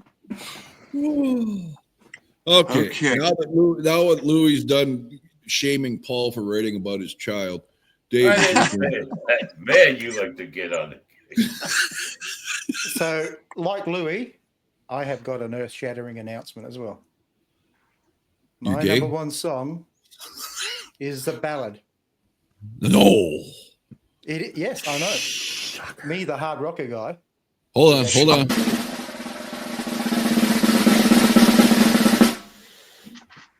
Can't change me. Yes. I didn't. Yes. Vince could sing a song like this, but he does a great job. And this would be on my playlist. It shocked the hell out of me. I mean, I've never been the hugest Vince fan, but I respect his voice. This floored me coming out of him. Fucking A, man. You redeemed yourself, Dave. Awesome. Thank you. But my number one, of course, is the heavy, hard, just fucking guitars being ripped apart. Even though it sounds good, is the Edge. This motherfucker right here this is pure metal right here, man. Vince's voice. This is a metal song, and it sounds great. Everything about it is great. There's not a boring moment in the song. I know Rob's got a problem with Steve going off. No, not in this one. It's just the song never found a direction. I raved about that Spanish guitar intro into his amazing fucking riff and lead on this one. It was look in her eyes that it was like, holy fuck, that thing went on forever. I was torn between this one and Set Me Free. Those were my top two, and they were really both ones, man. I just had to pick. But I love this whole album, so this was one of those, it could have been anywhere and it wouldn't have mattered. I'm sorry, I don't want you mean to change the subject. I just noticed now. Are you wearing like a sinus strip on your nose? No, it's a Band-Aid. Oh, okay. You get punched out. Did you pick a runaway zit? No. I just have to learn how to use a chainsaw again. She crossed her legs too fast. I wish that was the case. Kick with the Adam's apple. I got what they call a kickback from a chainsaw. When you're cutting, yeah, and a piece of splinter flies up, and yeah, that's what I got. So, all right, Scott. So, what'd you think of all of us and the exposed experiment from Vince Neil? I think I was a pleasant surprise. You're never a pleasant surprise. It was a surprise, but not pleasant. I'm surprised by you, Rob, but you did like Vince. You do like Motley Crüe 50-50. So when I was listening to the album, I'm like, there's no way he cannot like some of this, man. There's just no fucking way. I didn't know it like this much, though. Now I'm real fucking curious about Theater of Pain, because I've shit on it since day one because of those two release songs without ever hearing another track. Theater of Pain has a very unique production sound that's not as heavy-handed and not as gritty as their other stuff. It's kind of a little bit too smooth. So that might be a factor to like it or a factor to hate it. I love Theater of Pain, but the production, like Louis said, maybe when we do that one in the future, listen to a remastered version, because the production, I don't know what happened from Shout at the Devil to that, but it is fucking awful. And I don't understand, why do bands do that? I don't know. Kiss did it so many fucking times. You find the perfect production, and then the next album sounds absolutely fucking like it was done in a fucking cheap shed out in the fucking garage. I just don't understand the change. You know what? I was going to say this when we did Dynasty to talk about Kiss, but it's on my mind. I can tell you basically a personal opinion theory why Kiss was not so big when they first started out and barely anybody knew about them. There was this thing going on 73, 74 that was too huge. That was called Planet of the Apes. That was like the biggest thing going. The last movie, the TV series, the toy line. They were Star Wars before Star Wars. Everybody was focused on. They re-released the movies back into the theaters to see again. It was a big phenomenon going on at that time. And I think Kiss just wasn't noticed because of all that going on. Well, and the production of their first three albums, and no money from the record companies to push the songs to the radio stations. The money. But I can see that, Louis. When you're dealing with any pop culture phenomenon and you're trying to get your share of the limelight, it's tough. Yeah, it was like such. Matter of fact, when the TV series ended, I was like, "What am I going to do with my life?" I think ABBA did all right during that period. I discovered Kiss like a year and a half later. Yes, did they start that early? Thing. Hey, did ABBA start that early? Yeah. They were 74. They won the Eurovision Song Contest with Waterloo. Yeah, but that's a different country too that they got huge in first. Well, they were pretty huge everywhere. Yeah, but how soon did they become huge in the States? Wasn't it like around Dancing Queen? Well, I didn't live in the States, but even that was only 76. So Yeah, that's true. Well, ABBA's a fucking freak of nature and a whole different genre that's way more radio friendly. I've had this idea, and better looking. upcoming video idea. Each of us go and listen to ABBA, then we pick our top 5 favorite songs and we share them with each other. Scott's about to go commit suicide. What's wrong with ABBA, Scott? I'm not a big ABBA fan, but they do have some songs I do enjoy. But let me just do this to defend Scott and make sure Scott never has to do that. Let's hear in the comments how many of you fucking people want to see an ABBA video. And I love ABBA. I love ABBA. I'm talking about viewers of a heavy metal podcast channel. How many of you want to see it? I have nothing against them. I love them. But I have a feeling nobody will watch that fucking video. You know, most people like ABBA just don't admit it. Wait a minute. ABBA fans will probably watch it. ABBA fans are probably dead. Sure, I've never been in the closet band or music. See, I get it. I grew up with them though. My mom was playing it in the house all the time. So when you're 4 or 5 years old. Yeah, we just pick our top 5 songs. Nothing more than that. I could do that, right? Well, no, I'd have to say top 10 because I'd like Scott just admit he's come out of the closet? Yeah, man. That's what I heard. I've never been. I've heard people say for years, and you know, not everybody, but here and there, that they were in the closet fan of a band and they didn't want people to know they liked them. I'm like, why? What the fuck's up with that, man? Because social implications. I don't give a fuck. No. Some people have a real problem not fitting in or getting teased. Thin-skinned fuckers can't handle it. Oh, God. I never hit anything. That's why you didn't publicly announce that you were a fan of the Poison albums, Rob? No, that was because my girlfriend loved them and I had to spite her. I was going to say, Rob, I've got a thick penis. I've never fit in.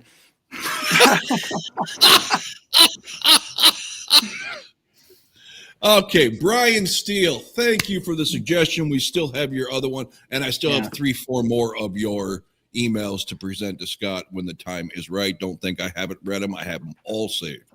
I'm looking for you, Brian. And in the comments. I'm glad it was received from Louie and Dave kind of positively, man. You know, I wouldn't say that about Dave. He liked one song. Yeah, Louie. No, I Dave. didn't want to At least upset the balance Dave in the universe. I don't think we'll ever find an album Dave like any band. I don't think we'll ever have an album where Louie doesn't like something. He's got that eclectic of a taste. I find things I like. I'm going to try hard to find one though. I even like Basie Roller's music sometimes. I'll be interested in seeing when we get down the line on Vince's second solo album. Oh shit, we don't have to do two of them, do we? Let's see if we can find the Instigators album or Rough Justice's. Yeah. When did he do a second one? What year was that, Scott? I think it was 94 or 95. Carved in Stone is the name of it. Before he came back to Crue? Yes, it was right after this one.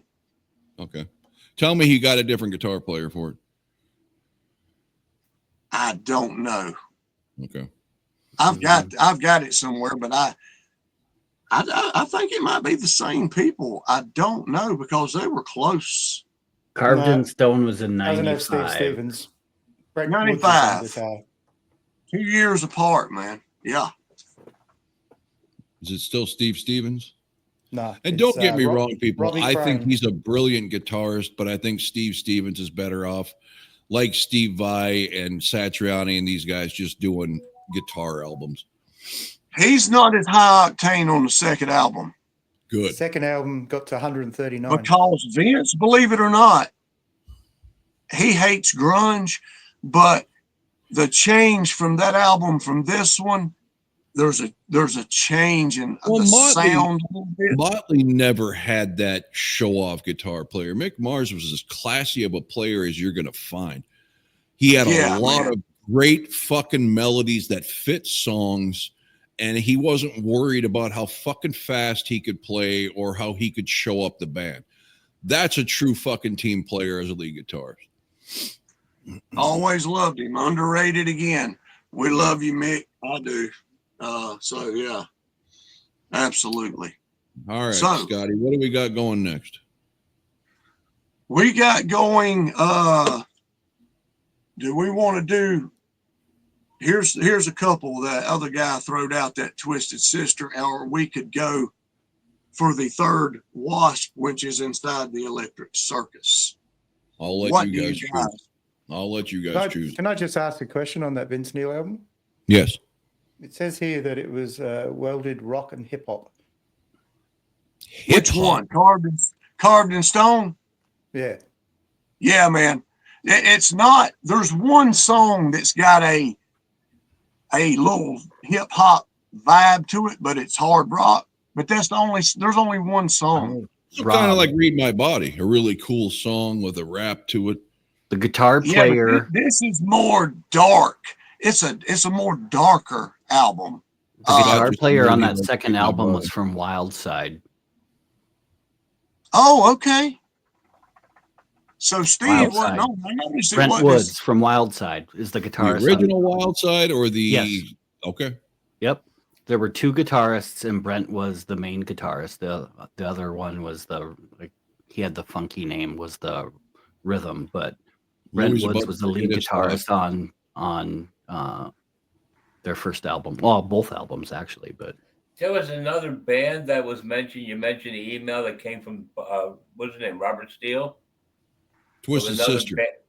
Yeah, Twisted Sister, but I thought it was another band he mentioned also that I don't know the band. I never heard their music. It was Vince Neil. It was Vince Neil and Twisted Sister, Love Us for Suckers. That's wait a minute. Oh, okay. Oh, he suggested. Okay, yeah, that's it. I vote Wasp. Twisted Sister, Love Us for Suckers, or Wasp. Those are both good choices. We should do one and then the other one right after. I agree. Yeah. We could do Wasp first. We could do both those albums, one right after the other. You know, that sounds good to me. You want to do Wasp first, Darren? Yeah, that was my vote.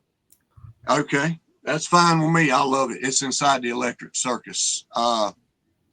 It kind of goes hand in hand with the first two, but it's. And when do you want to do this? Sunday, Monday?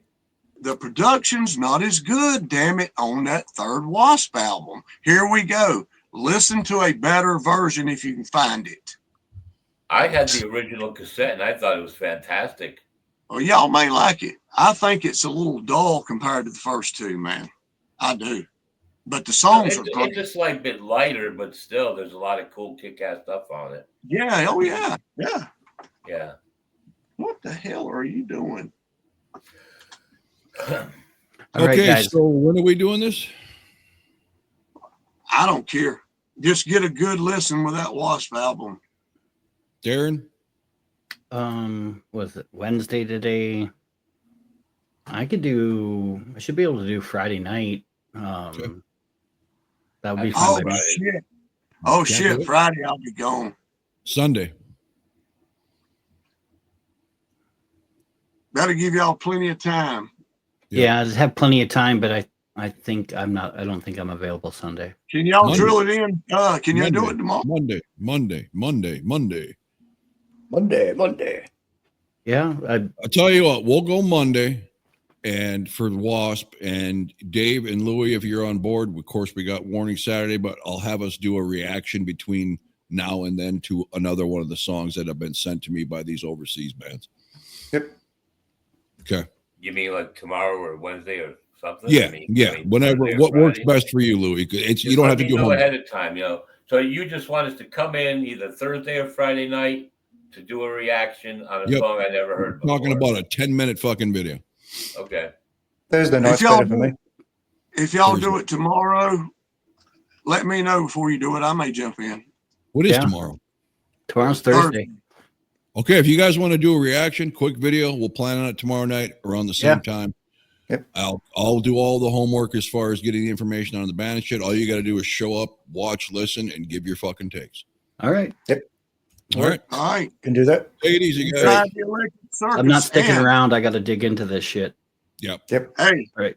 Later. this was a good episode. Way better than I thought it was going to be. A lot. I know this video's probably went for about 2 hours or something. Yep. But Last 2 hours. man, hey, watch out, man. More exciting. Even though we had one hater, we'll be back. Toons Brothers, over and out.